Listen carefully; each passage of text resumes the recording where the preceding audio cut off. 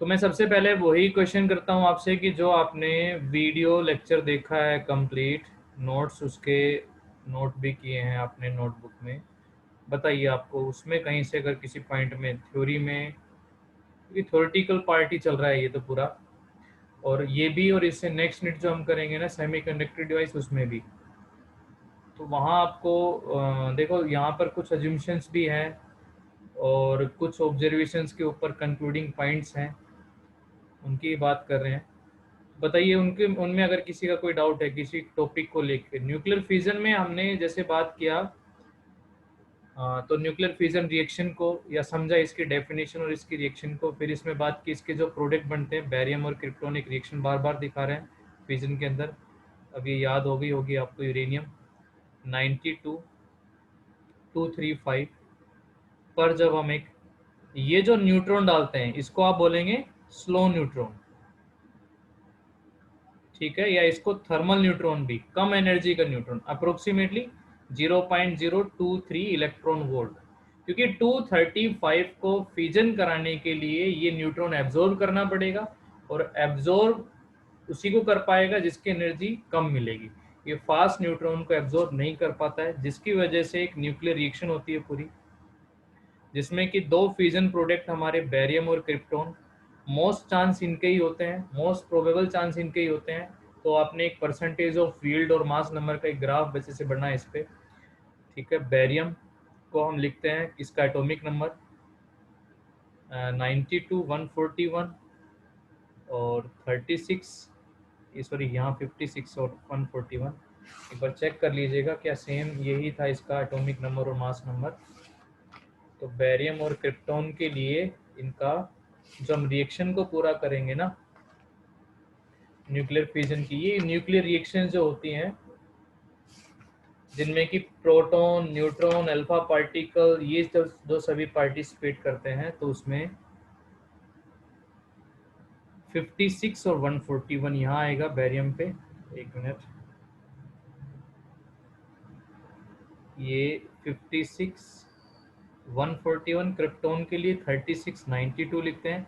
साथ में 3 न्यूट्रॉन आप अलग अलग लिखो N01 N01 करके, या एक साथ लिखो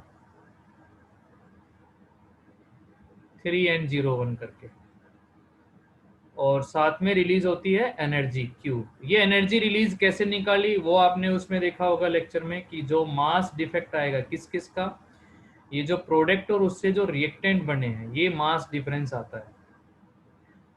तो मास डिफेक्ट जो आएगा वो आप कैलकुलेट करेंगे इनटू में सी स्क्वायर, ये एनर्जी वो रिलीज करेगा मास डिफेक्ट की। तो मैंने ये आपको समझाया है कि अगर आप बाइंडिंग एनर्जी कर्व को देखते हैं, तो उस कर्व से जब आप लाइट न्यूक्लियस से हैवी की तरफ जाते हैं तो भी बाइंडिंग एनर्जी बढ़ रही है, फिर ये मैक्सिमम आती है कुछ पीक आने के बाद, और फिर ऐसे कम होती है। अब आप हैवी न्यूक्लियाई, जैसे यहाँ हमारा मास नंबर होता था, यहाँ बाइंडिंग एनर्जी पर न्यूक्लियन इन मेगा इलेक्ट्रॉन वोल्ट। तो इस कर्व की इंपॉर्टेंस यही थी बच्चों, कि अगर मैं हैवी से लाइट की तरफ जा रहा हूँ तो भी बाइंडिंग एनर्जी बढ़ रही है, लाइट से हैवी की तरफ जा रहा हूँ तो भी बाइंडिंग एनर्जी बढ़ रही है, तो दोनों ही कंडीशन में एनर्जी रिलीज करेगा, ठीक है। और वो एनर्जी रिलीज इनके मास डिफेक्ट इनटू सी स्क्वायर से आप कैलकुलेट कर सकते हैं कि कितनी एनर्जी रिलीज होगी। और यहाँ पर ये जो एनर्जी रिलीज थी इसकी वैल्यू आती है सोल्व करने के बाद इन mega electron volt, approximately 200 mega electron volt. तो अभी ये ध्यान में रखो कि जब 235 का एक फिजन होगा एक एटम का, तो उसमें इतनी एनर्जी रिलीज होती है। कई बार क्वेश्चन में पूछेगा कितने नंबर ऑफ फिजन होंगे, कितनी टोटल एनर्जी निकलेगी, वो सब क्वेश्चन अभी हमने करने हैं। तो फिजन में भैया इसकी बात करी, और इसके और आइसोटोप थे 92 234 था, 92 235 था, 92 238। सबसे ज़्यादा यूरेनियम यहाँ है 238 में, लगभग 99%, तो बहुत सारी एनर्जी रिलीज कर सकता है। इसमें प्रॉब्लम ये है कि इसको फिजन कराने के लिए एक फास्ट मूविंग न्यूट्रॉन चाहिए। 235 के में प्रॉब्लम ये है कि इसको कम स्पीड का न्यूट्रॉन चाहिए, और इसकी तो बात ही क्या करनी, इसमें तो कुछ है ही नहीं, सारी इम्प्योरिटी है मान लो, और इसमें 7% यूरेनियम। तो ज़्यादातर जो है पॉपुलर जो यूज़ किया जाता है वो 235। आजकल जो है एटॉमिक बम जो बना रही है कंट्रीज, उसमें इनके और आइसोटोप भी यूज़ किए जा रहे हैं, पोलोनियम, प्रोटेक्नियम, थोरियम, इनसे भी, ठीक है, जो न्यूक्लियर वेपन्स हैं वो बनाए जा रहे हैं इनसे आइसोटोप बना के। तो हर कंट्री ऐसे सोच रही है कि हम इजीली ज़्यादा से ज़्यादा एनर्जी लिबरेट करने वाला सोर्स हमारे पास हो, और इन तीनों में जो इजीली बिना किसी डैमेज के, ठीक है, और इजीली इसके ऊपर कंट्रोल करना, ये बात करें तो 235 का ही नाम लिया जाता है इन तीनों आइसोटोप्स में से। अब इसमें बच्चों बात करी मैंने दो तरह से रिएक्शन की, एक अनकंट्रोल, थोड़ा रिपीट करा देता हूं मैं, जो आपने वीडियो लेक्चर देखा है उसमें क्या क्या तो याद आता जाएगा। एक अनकंट्रोल चेन रिएक्शन और एक कंट्रोल चेन रिएक्शन की बात करें। तो ऐसे ही ध्यान रखो, अनकंट्रोल चेन रिएक्शन में क्या होता है कि लार्ज अमाउंट में एनर्जी रिलीज कराना और मेनी टाइम्स फ्यूजन होते रहना, ठीक है, न्यूट्रॉन बढ़ते जाएंगे, फ्यूजन और बढ़ता जाएगा। तो अब यहाँ पर लार्ज अमाउंट में एनर्जी रिलीज करना और दूसरों को नुकसान पहुंचाना, तो uncontrol chain reaction, atomic bomb based on this reaction. Control chain reaction में क्या किया जाएगा कि उस पर कंट्रोल, नाम से पता चल रहा है कंट्रोल करना। तो क्या बताया कि यूरेनियम पे जब आप एक न्यूट्रॉन को डालते हैं तो इसके फ्यूजन प्रोडक्ट जो बनते हैं बेरियम क्रिप्टॉन, इसके बाद जो फास्ट मूविंग न्यूट्रॉन निकले 3, N01, N01, N01, इनमें से दो को, तीन में से दो को, मैं फिर से कह रहा हूँ, काउंट करने कोई नहीं बैठता इसके अंदर, कौन काउंट करने बैठेगा? ये तो डाल दिया यूरेनियम, रोड्स होती हैं उनके अंदर यूरेनियम भर दिया जाता है, न्यूक्लियर रिएक्टर की वीडियो चेक करके देखना, तो उन रोड्स के अंदर यूरेनियम फिल होता है, उसमें बहुत सारे एटम्स होते हैं। अब एक एक एटम के काउंट करने कौन बैठेगा? ये एक टाइम के साथ कंपैरिजन होता है कि लगभग 100% न्यूट्रॉन निकलेंगे, तो उसमें से 70 to 80 या 80 to 90% को एब्जॉर्ब कर लेती कैडमियम रोड या बोरॉन रोड्स। तो ऐसा मान लीजिए कि तीन में से आपके दो खत्म हो गए, तो बचा एक, इसको स्लो किया जाएगा। स्लो कराने के लिए यूज किया जाता है मॉडरेटर, हैवी वाटर का यूज किया जाता है, उसके न्यूक्लियस से जाके टकराएगा, इसकी स्पीड कम हो जाएगी, फिर ये स्लो न्यूट्रॉन डाला जाएगा फिर से यूरेनियम पे, फिर से यही प्रोसेस होगी, फिर से तीन निकलेंगे न्यूट्रॉन, और तीन में से दो खत्म, एक चलेगा आगे। तो ये कंट्रोल वे के अंदर रिएक्शन है, इसका यूज किया जाता है न्यूक्लियर पावर प्लांट के अंदर। तो ये कंट्रोल चेन रिएक्शन इसमें आपसे डिस्कस किया गया, या मल्टीप्लिकेशन फैक्टर या रिप्रोडक्शन फैक्टर, उसमें के की value less than greater than 1 और इज इक्वल्स टू 1 को डिस्कस किया। तो ये सब बात हो गई थी न्यूक्लियर फिजन की। तो एक थोड़े से अमाउंट में, मतलब इसको कह सकते हैं हाई कैलोरीफिक वैल्यू, एक थोड़े अमाउंट में लार्ज एनर्जी देने वाला सोर्स, ठीक है। एनर्जी आप फाइंड आउट भी कर सकते हैं, एग्जांपल दिया 1 किलोग्राम यूरेनियम का, 1 किलोग्राम यूरेनियम 92235, एनर्जी जो इससे निकाली वो अप्रोक्सीमेटली 10⁻⁴ जूल के आसपास हुई, जो कि 3 टन कोयला जितनी एनर्जी बर्न करके निकालेगा ना, उतनी 1 किलोग्राम यूरेनियम 235, जिसमें कि ओनली 0.7% यूरेनियम है, वो एनर्जी निकाल देता है। तो एक ह्यूज अमाउंट के अंदर एनर्जी रिलीज करने का एक अच्छा सोर्स है, लेकिन इसमें दिक्कतें क्या आती हैं कि इस पे कंट्रोल करना, ठीक है। आप न्यूज़ में रहते हैं तो देखिए, जापान एक बहुत हाई टेक्नोलॉजी कंट्री है, बट कभी तो सुनामी, ठीक है, कभी अर्थक्वेक। तो एक बार ऐसा भी हुआ कि उसके जो न्यूक्लियर रिएक्टर थे उसमें कंट्रोल रोड्स फेल हो गई, ठीक है, उन नेचुरल डिजास्टर की वजह से। तो बहुत लार्ज एरिया तक, नियरली 400-500 किलोमीटर के एरिया के अंदर ये रेडिएशन एमिट होगी, इससे जो रेडिएशंस निकलती है, अल्ट्रावायलेट रेडिएशन लाइक निकलती है। तो एक तो इसको एस्टेब्लिश किया जाता है ना, तो ऐसी जगह एस्टेब्लिश किया जाता है कि जहाँ आसपास कोई और आबादी ना हो, ठीक है। फिर दूसरा इसका सिक्योरिटी पर्पस भी होता है कि ऐसा ना हो कि कोई एनिमी कंट्री आती है और हमारे न्यूक्लियर पावर प्लांट पे अटैक कर दे तो उससे हमें ही डैमेज हो जाए। उसकी सिक्योरिटी का, उसको एस्टेब्लिश करने के लिए क्या क्या कंडीशंस, ठीक है। तो वहाँ पर वो कंट्रोल रोड्स फेल हो गई थी, जिसकी वजह से भी काफ़ी हाईली प्रॉब्लम आई, फिर उनको रिपेयर करना, ठीक करना, इनमें प्रॉब्लम्स आती हैं। तो एक तो यहाँ से हार्मफुल रेडिएशंस निकलती हैं, जो इसका न्यूक्लियर वेस्ट बोला जाता है, वो न्यूक्लियर वेस्ट काफ़ी हार्मफुल होता है ह्यूमन बॉडी के लिए। तो ये प्रॉब्लम आती है इसके अंदर, ठीक है। दूसरा इजीली अवेलेबल नहीं है, कॉस्टिंग अगर इसकी बात करें तो वो। फिर तीसरा इसको यूज़ में लाना, उसके लिए बहुत हाई कॉस्टिंग आती है। आपने पावर प्लांट एस्टेब्लिश करना है, उसके अलग अलग चैम्बर होते हैं, ठीक है, और प्रिक्वेशंस हाईली लेनी पड़ती है। तो ये सभी यूरेनियम के केस में जो प्रॉब्लम आती है। एडवांटेज यही है कि कम अमाउंट के अंदर लार्ज एनर्जी का सोर्स है हमारे पास। तो अनकंट्रोल चेन रिएक्शन की बात की थी, कंट्रोल चेन रिएक्शन की बात की थी। इस तरह से हमने ये लेक्चर पढ़ा न्यूक्लियर फिजन का। तो मेरा फिर से एक बार फिर से क्वेश्चन है कि आपको अगर कोई भी डाउट आ रहा है दिमाग में तो पूछिए टॉपिक को लेके, फिर मैं क्वेश्चन पे चलता हूँ। इस पे न्यूमेरिकल कैसे करने हैं फिर आपको। यस बताइए भाई, किसी का क्वेश्चन है तो रेज योर हैंड।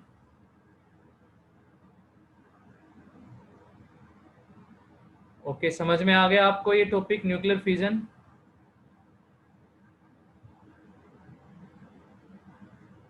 भाई बताया करो ना, यस या नो में तो जवाब दो मुझे, वेट कर रहे यस हो सर। तो। Yes sir. Okay, nice sir, yes sir. Very good. अब क्वेश्चन पे चलते हैं। तो फिर आपका पहला क्वेश्चन आता है जी, कैलकुलेट द एनर्जी रिलीज। एक छोटा सा क्वेश्चन है, इनमें कैलकुलेशन थोड़ी बड़ी पड़ेगी, मैं पूरी कैलकुलेशन की बात नहीं करूंगा, सिर्फ कंसेप्ट की बात होगी। फर्स्ट एग्जांपल आया, calculate energy release by the fission of 1 gram uranium 92235। Energy release निकालनी है यहां से। कितनी एनर्जी निकालेगा 1 ग्राम यूरेनियम। तो इनमें बार बार मोल कंसेप्ट का यूज होगा, और हमें जैसा कि पता है एनर्जी रिलीज पर फिजन, एनर्जी रिलीज पर फिजन, एक बार के फिजन की जो एनर्जी रिलीज होती है U-235 से, वो 200 मेगा इलेक्ट्रॉन वोल्ट में होती है। तो 1 ग्राम यूरेनियम से सिंपल आप मोल कंसेप्ट लगाएंगे, जैसा कि आप देख रहे हैं 235 के अंदर। पहले तो आप नंबर ऑफ एटम्स निकालेंगे ना 1 ग्राम के अंदर। 235 ग्राम में कितने एटम्स मिलेंगे यूरेनियम 235 के, तो 6.023 इंटू 10⁻⁻23 एवोगैड्रोस नंबर। ये सबका पर मोल पे होता है, एटॉमिक वेट कोई प्रॉब्लम नहीं है। 235 ग्राम में इतने एटम्स, 1 ग्राम में कितने एटम, 6.023 इंटू 10⁻23 डिवाइड बाय 235। ये 1 ग्राम के एटम्स आ गए। एक एटम कितनी एनर्जी रिलीज करता है 200, तो इतने एटम कितनी करेंगे मल्टीप्लाई 200, आपका आंसर आ जाएगा। और इसको सोल्व कर लेंगे तो भाई आपका आंसर आ जाएगा ये। एक चीज का और ध्यान रखना, ये आंसर कौन सी यूनिट में निकालेंगे सर, वो यूनिट का भी तो हमें कंफर्म हो ना। तो ये आपका 235 ग्राम है, यहाँ आपकी 200 मेगा इलेक्ट्रॉन वोल्ट है, तो सीधा ऐसे पुटअप नहीं कर देना है, पहले आप इन सबको एसआई में कन्वर्ट कर लो। तो एसआई में कन्वर्ट करेंगे तो 200 मल्टीप्लाई 1.6 इंटू 10⁻⁻13 जूल, ये जूल हो गया 235 ग्राम को। ठीक है, आप वैसे तो यार यहाँ पर आप 1 ग्राम के लिए कर रहे हैं, ये 235 ग्राम के लिए है, तो आप ग्राम से किलोग्राम में ऊपर नीचे ही कैंसिल ही हो जाएगा। कन्वर्ट करो तो करके देख सकते हैं इसको ग्राम से किलोग्राम में, फिर यहाँ पर भी चेंज करना पड़ेगा कि 1 किलोग्राम में कितना, तो वो उतना ही आएगा।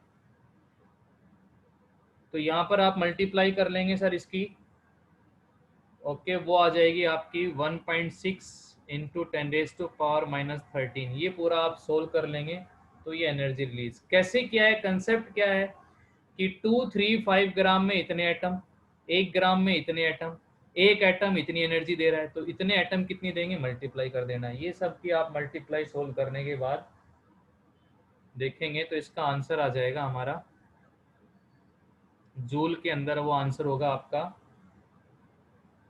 ठीक है, लेकिन इसमें आंसर एक और पूछा है कि किलोवाट आवर में, इसमें आंसर पूछ रखा है किलोवाट आवर में, जो कॉमर्शियल यूनिट यूज करते हैं। तो हमें पता है कि 1 kilowatt hour is equals to 3.6 into 10⁻⁶ joule. ये आंसर आपका जो जूल में आएगा, जूल से फिर आपको बनाना है किलोवाट आवर, तो डिवाइड करेंगे इसको 3.6 इंटू 10⁻⁶ से। कैलकुलेशन बड़ी रहेगी बट कंसेप्ट आपको समझ में आना चाहिए। समझ में आई भाई बात ये? कर लेंगे इस तरह के क्वेश्चंस। Yes sir. देखो अगला क्वेश्चन, सेकंड क्वेश्चन है, वही आइसोटोप है यूरेनियम 92235, इसी पे क्वेश्चन बनाएगा वो। कहता है how many fusion must occur to produce a power of, how many fusions occurs per second है, ये पूरा ये आएगा। आपको बताएं number of fusion per second कितना, कि जो प्रोड्यूस 1 किलोवाट पावर। चलिए एक बार ट्राई कीजिए इस क्वेश्चन को, कोई ज्यादा बड़ी कैलकुलेशन नहीं है, फ्रैक्शन में आता है, फ्रैक्शन में बता दो कितने number of fusion per second कराने पड़ेंगे इतनी पावर जनरेट करने के लिए, 1 किलोवाट पावर जनरेट करने के लिए। इससे थोड़ा न्यूक्लियर पावर प्लांट का आइडिया लग जाएगा, कभी इतना यूरेनियम हमें जरूरत पड़ेगी इतनी पावर जनरेट करने के लिए। यूरेनियम 235 है, कितने नंबर ऑफ फ्यूजन एक सेकंड में कराने पड़ेंगे 1 किलोवाट पावर जनरेट कराने के लिए, प्रोड्यूस कराने के लिए। कीजिएगा भाई इसको, अप्रोक्सीमेटली में आइडिया बता देना। अगर मान लो कहीं आपका 3.1 3.2 है, उसको अप्रोक्सीमेटली 3 कर लो, एग्जैक्ट आंसर नहीं पूछ रहा, अप्रोक्सीमेटली में आंसर बता दो चाहे। 10⁻⁴ ठीक हो, ऑर्डर सही हो आपका।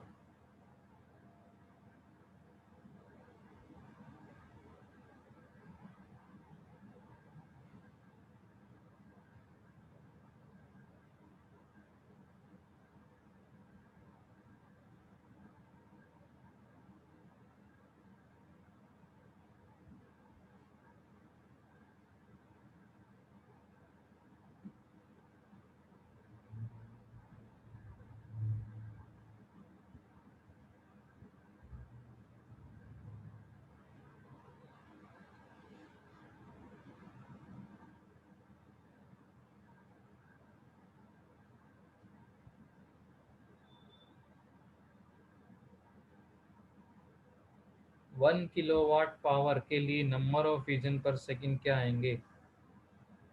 हुआ भाई किसी से सोल्व? यस आंसर आया अभी। हाँ रिचा 3.1 इंटू, यस राइट है रिचा। रुचि का भी अप्रोक्सीमेटली में आंसर ठीक है, 10⁻13 ऑर्डर, ऑर्डर सही आ रहा है।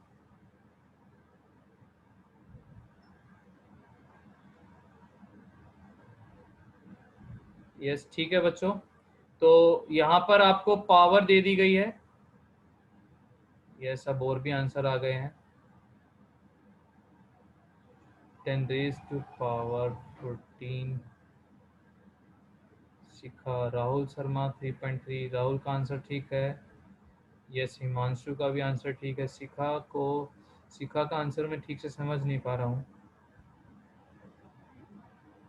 यस ठीक है, एकता का आंसर भी राइट है। हाँ तो देखिए पावर को बच्चों लिख रहे हैं वर्क अपॉन में टाइम, तो वर्क को लिखेंगे पावर मल्टीप्लाई टाइम। यस कोमल का भी आंसर ठीक है। तो वर्क को लिखेंगे पावर इनटू में टाइम, जो कि एनर्जी होती है, ये एनर्जी आ गई है। ओके, अब हमें जैसा कि पता है कि इतनी एनर्जी, अब आप इसको एनर्जी में अगर लिखेंगे 1 किलोवाट पावर जो है, इसको आप एनर्जी में लिखेंगे तो पावर मल्टीप्लाई टाइम आ जाएगा हमारा यहाँ से। और यहाँ से अगर हम देखें यूरेनियम से, तो हमें क्लियर है कि 200 मेगा इलेक्ट्रॉन वोल्ट या 200 मल्टीप्लाई 1.6 इंटू 10⁻⁻13 जूल एनर्जी निकलती है एक फ्यूजन से। ठीक है, तो मान लीजिए भाई यहाँ पर नंबर ऑफ फ्यूजन्स निकालने पर सेकंड, तो n नंबर ऑफ फ्यूजन करने पड़ेंगे, तो एक फ्यूजन में इतनी एनर्जी, n फ्यूजन में कितनी एनर्जी, तो मल्टीप्लाई हो जाएगा n into 200 into 1.6 into 10⁻13 joule, इतनी एनर्जी हो जाएगी n फ्यूजन में, जो कि किसके बराबर होनी चाहिए, किसके बराबर होनी चाहिए, क्योंकि 1 किलोवाट पावर प्रोड्यूस करनी, तो इसके बराबर। इसके बराबर सर मल्टीप्लाई पावर इनटू में टाइम हो गया। एनर्जी तो होती है वर्क। मेरी बात को समझ रहे हो तो मैं एक बार फिर से बता दूं, हमें इतनी बनानी है और एक बार के फिजन से इतनी बनती है। मान लीजिए n फिजन कराने पड़े इतनी बनाने के लिए, तो हमने n से मल्टीप्लाई कर दिया और ये इसके बराबर कर दिया। अब यहाँ से आप n/t निकाल लेंगे तो n/t आ जाएगा p अपॉन में 200 मल्टीप्लाई 1.6 इंटू 10⁻⁻13। ये किलोवाट से वाट बन जाएगा ऊपर, तो 1000। इसको आप सोल्व करेंगे वो आपका आंसर आ जाएगा। ओके भाई, ऊपर आ गया 1000, नीचे आ गया 200 मल्टीप्लाई 1.6 इंटू 10⁻⁻13, तो ये आ जाएंगे नियरली 3.12 और इंटू 10⁻13। इतने नंबर ऑफ फिजन पर सेकेंड, ये आपका आंसर। इस तरह के क्वेश्चन आपके पास मिलेंगे, यूनिटी मेथड लगाओ और सोल्व करते जाओ। अब और देखो क्वेश्चन। यस बच्चों बताओ, मुझे समझ में आ गए ये क्वेश्चन? Yes sir. ठीक है, अब देखिए नेक्स्ट क्वेश्चन पे चलते हैं। कहता है it is estimate that atomic bomb exploded at Hiroshima release the energy. जो हिरोशिमा पे जो अटैक किया गया एटॉमिक बम से, उसने एनर्जी निकाली। एनर्जी जो रिलीज हुई वहां से एटॉमिक बम से, तो 7.6 इंटू 10⁻13 जूल, इतनी एनर्जी रिलीज किया उस एटॉमिक बम ने। इफ ऑन एवरेज, और वहां पर यही यूज किया गया 92235। तो हमें पता है कि 235 में कितनी, एक फिजन में कितनी एनर्जी निकलती है, 200 मेगा इलेक्ट्रॉन वोल्ट। तो अब सोच के देखिए, जो इतनी रिलीज की गई थी एनर्जी, कितना यूरेनियम लगा होगा उस दौरान जो उसके ऊपर डाला गया होगा। हिरोशिमा पे कितनी क्वांटिटी में यूरेनियम। अब वैसे तो आप कैलकुलेट कर चुके हो सर, ये 10⁻13 आ रहा है और ये 7.5 से बड़ा है, तो इसका ऑर्डर तो कितना हो जाना है 10⁻14 जूल। और 10⁻14 जूल जो एनर्जी आती है वो लगभग कितने यूरेनियम में आती है, 1 किलोग्राम में। तो हाँ, इतना ही आंसर आएगा। आंसर जब इसका चेक करोगे ना, तो 926 ग्राम आ रहा है, 926.66 ग्राम, लगभग हो गया वही 1 किलोग्राम। तो 1 किलोग्राम, ओनली 1 किलोग्राम, ठीक है, और इतने एरिया को उसने पूरा डैमेज कर दिया, देखिए, ठीक है। और यूरेनियम 235 जैसे उसने यूज किया। बाकी आपको कैलकुलेशन आनी चाहिए भाई अब इस क्वेश्चन की, कैसे इसकी कैलकुलेशन करोगे। इतनी एनर्जी निकालनी है और इससे निकालनी है, इसका एक फिजन इतनी एनर्जी देता है, तो हमें क्वांटिटी निकालनी कितना, ग्राम या किलोग्राम। तो अब इस पे आप कैसे कैलकुलेशन पे जाएंगे वो देख लेंगे। तो एनर्जी ये मिल गई है हमें, आइसोटोप ये है, एक बार के विजन से ये मिलती है, तो हमें क्वांटिटी चेक करनी है। तो हम कैसे करेंगे, देखिए 200 मल्टीप्लाई 1.6 इंटू 10⁻⁻13 जूल हो गया। इतनी जूल एनर्जी मिलती है यूरेनियम से 235 ग्राम से, ठीक है जी। इतनी जूल एनर्जी इतने ग्राम से मिलती है, तो 1 जूल 235 अपॉन में 200 मल्टीप्लाई 1.6 इंटू 10⁻⁻13, निकालनी कितनी, इतनी जूल, तो मल्टीप्लाई 7.6 इंटू 10⁻13। यहाँ से आपके पास क्वांटिटी आ जाएगी इन ग्राम के अंदर, और वो ग्राम आपका इतना आएगा, किलोग्राम में उसको कन्वर्ट कर लेंगे। हाँ भाई, हो जाएगा क्वेश्चन? Yes sir. हाँ, तो इसी तरह से आपने बाकी के क्वेश्चंस भी करने हैं।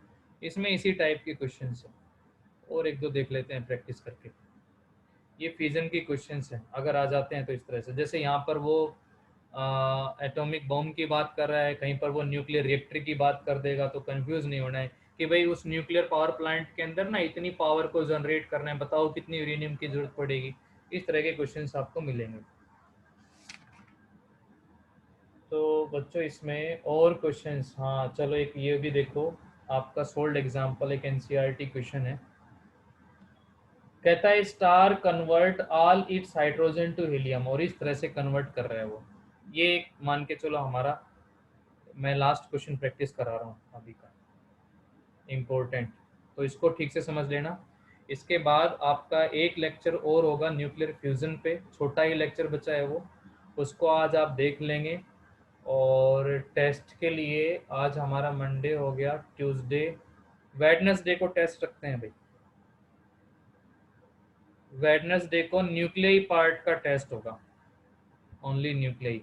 और ये टेस्ट करने के बाद थर्सडे से हमारी यूनिट सेमीकंडक्टर नई यूनिट स्टार्ट हो जाएगी। तो ये शेड्यूल रहेगा। तो क्वेश्चन ये है, स्टार में और सन में जो energy source nuclear fusion, hydrogen hydrogen helium में दो छोटे मिलके बड़ा बना रहे हैं, जो आज के लेक्चर में आपको समझाना है। तो रिएक्शन ये हो रही है He24 plus He24 plus He24, तीन हीलियम ऐसे मिले, उनसे कार्बन में कन्वर्जन हुआ। पहले तो हाइड्रोजन हाइड्रोजन हीलियम में फिर एक कार्बन साइकिल भी होती है। 612 प्लस एनर्जी रिलीज होती है 7.27 मेगा इलेक्ट्रॉन वोल्ट इस प्रोसेस के दौरान, ऐसी प्रोसेस होती है। सुनते जाइए अब इसमें, star converts all its hydrogen to helium achieving 100% helium composition, it then convert the helium to carbon through the reaction. इस रिएक्शन से हीलियम कार्बन में कन्वर्ट हो जाती है। द मास ऑफ स्टार, उस स्टार का mass, mass of star 5 into 10⁻32 kilogram था। It generate energy at a rate, generate energy at a rate, कितनी रेट से एनर्जी को जनरेट कर रहा है? 5 इंटू 10⁻³ वाट, इतनी रेट से। How long will it take to convert the all helium to carbon, इस रिएक्शन से उनकी हीलियम हीलियम कन्वर्ट हो रही है किसमें? कार्बन में। कितना टाइम लग जाएगा ऐसा पूरा होने में कि सारी हीलियम उसकी कार्बन में कन्वर्ट हो जाए? तो टाइम टेकन निकालना है आप, कितना समय लगेगा कि सारी जो हीलियम है कन्वर्ट्स इनटू कार्बन। ये सोचना है भी। देखिए क्वेश्चन को एक बार फिर से रिपीट कर देता हूँ, स्टेटमेंट कि एक स्टार है, उसकी सारी हीलियम अब कार्बन में कन्वर्ट हो रही है, और उस स्टार का मास दे रखा है और हीट जनरेट होने की रेट दे रखी है। तो आपको टाइम फाइंड आउट करना है। चलिए कीजिए इसको ट्राई। पहले तो निकाल लो भैया कि इतने किलोग्राम में हीलियम कितना मिलेगा, आइडिया पता चल रहा है यहाँ से। इतने किलोग्राम में हीलियम कितना मिलेगा, फिर तीन हीलियम कार्बन में कन्वर्ट होके इतनी एनर्जी निकाल रहे हैं। तीन हीलियम इतनी एनर्जी निकालते हैं, इतने हीलियम इतनी एनर्जी निकालेंगे, फिर एनर्जी अपॉन में टाइम, फिर टाइम बताना है। चलो करो ट्राई। तो इसका आंसर आप अप्रोक्सीमेटली में बताओ, सोल्व करके देखो, कंसेप्ट तक जाओ, लास्ट क्वेश्चन कर रहे हैं अभी का।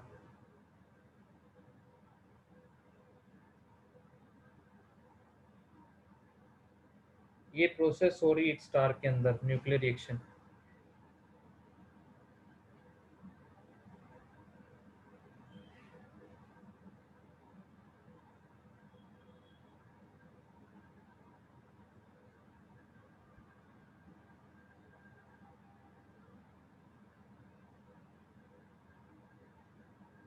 फोर ग्राम में एक हीलियम, 1 ग्राम में 1/4, इतने ग्राम में, कितने में? 5 इंटू 10⁻32 किलोग्राम से ग्राम 10⁻3, इतने आ जाएंगे हीलियम एटम्स। ये आ गए नंबर ऑफ हीलियम एटम्स। अब जी तीन एटम मिलके कार्बन में जब कन्वर्ट होते हैं, तीन atom, 3 atoms of helium carbon में कन्वर्ट होकर एनर्जी देते हैं 7.27 मेगा इलेक्ट्रॉन वोल्ट की। ठीक है, तो ए कितने में और इतने एटम कितने में? तो हमारे पास एनर्जी आ जाएगी टोटल, और पावर होता है वर्क अपॉन में टाइम। तो हम यहाँ से टाइम निकाल लेंगे, पावर दे रखी है, एनर्जी यहाँ से आ जाएगी, तो टी आ जाएगा वर्क अपॉन में पावर। एनर्जी यहाँ से आएगी पूरी, टोटल यू, और पावर ये दे रखी है जनरेट होने की। बच्ची कैलकुलेशन आप लोगों के लिए।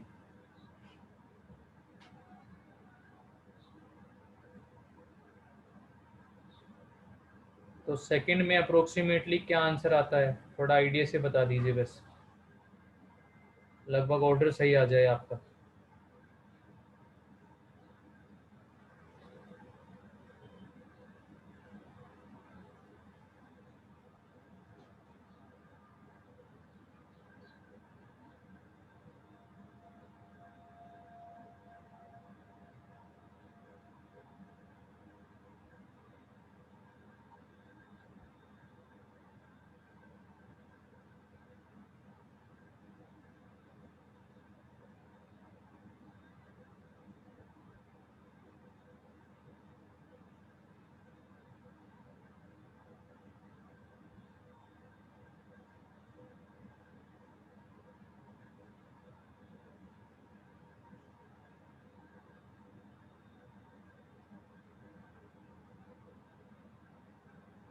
नहीं हो पा रहा सोल्व, टाइम लग रहा है।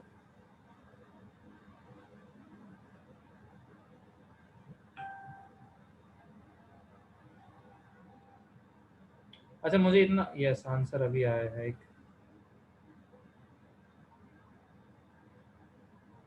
1.58 इंटू 10⁻⁸ नहीं, आंसर ये तो नहीं है कोमल, ये आंसर नहीं आ रहा है इसका।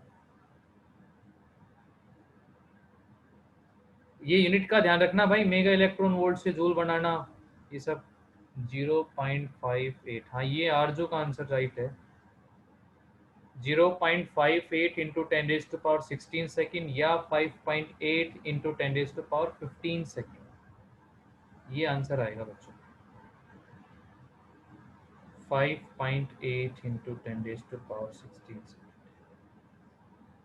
तो ये हो जाना चाहिए, सॉरी 15, हाँ 5.8 इंटू 10⁻15, यस हिमांशु का भी ठीक है।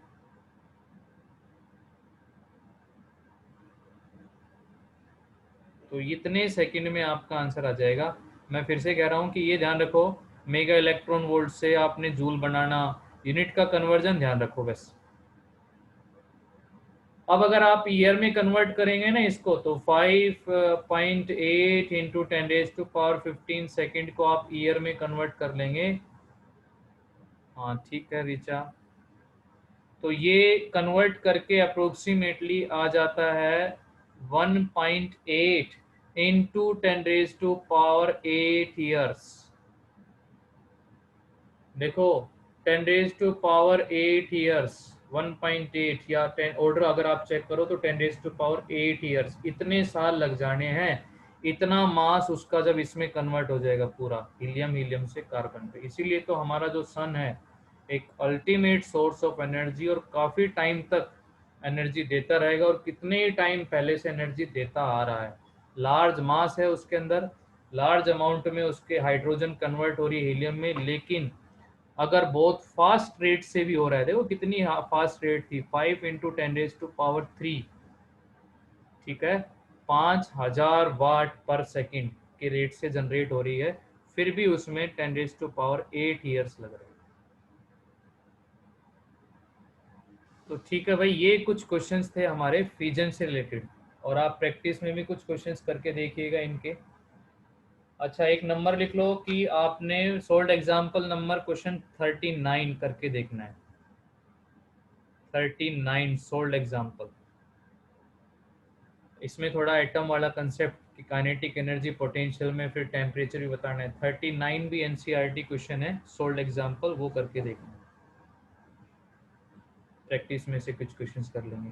ठीक है भाई, तो ये आज की क्लास में था हमारा इतना ही टॉपिक, मुझे डिस्कस करना था फिजन को ही। कोई डाउट है किसी को, किसी भी स्टूडेंट का फिजन से रिलेटेड कोई डाउट?